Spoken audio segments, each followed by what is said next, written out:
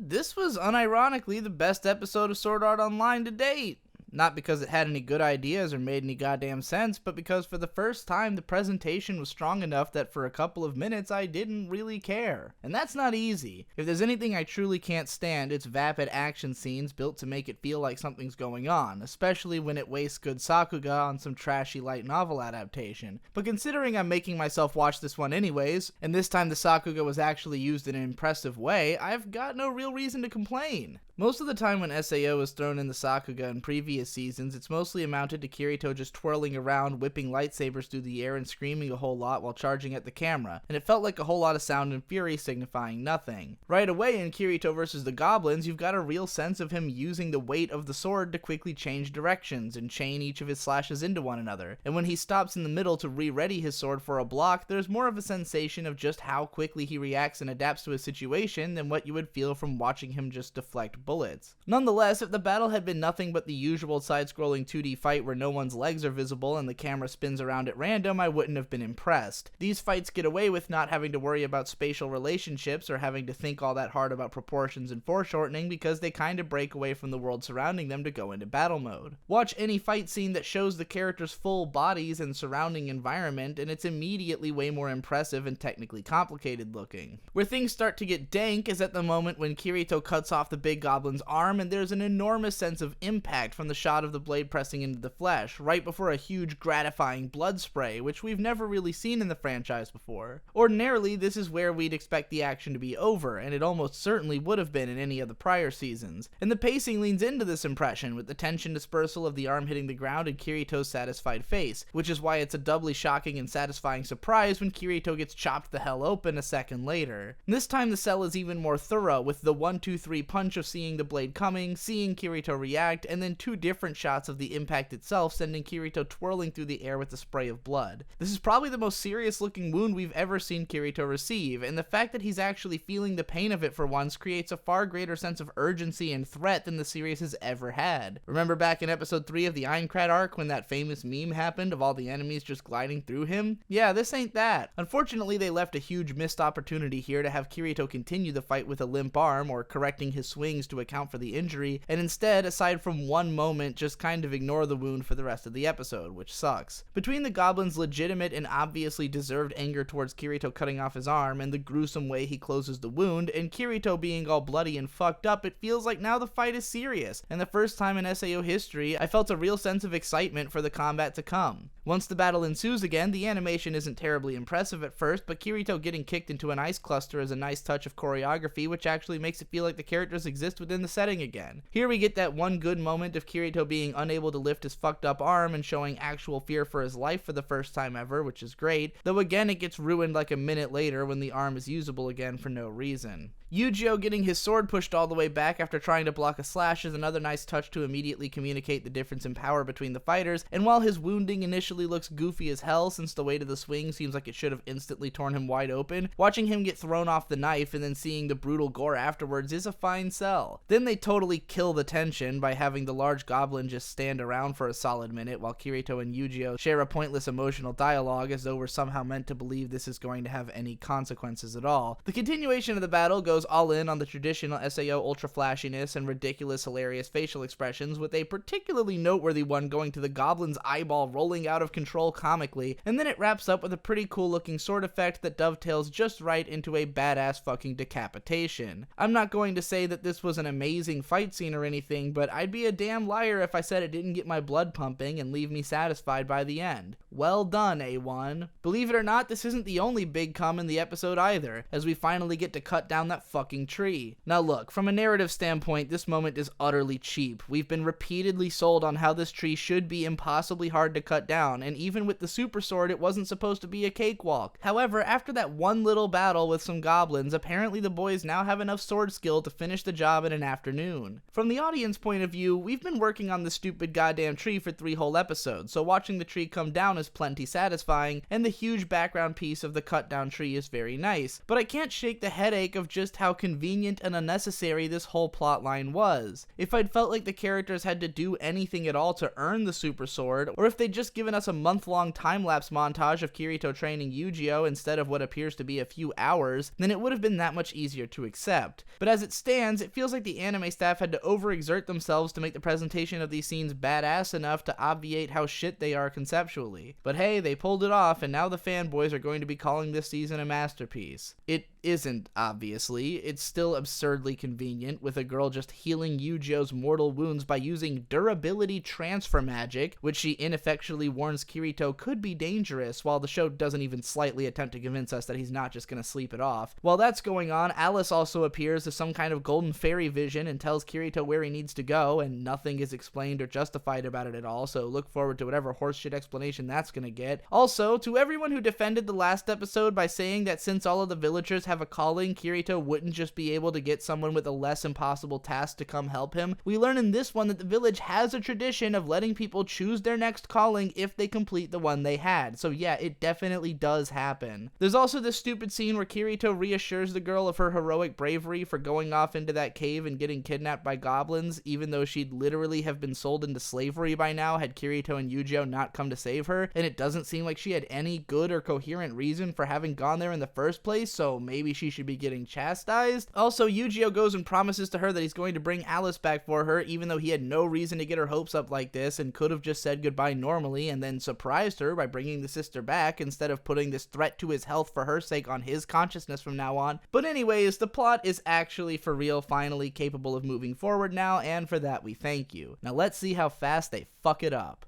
何なりと己の道を選ぶがいい。 When I grow up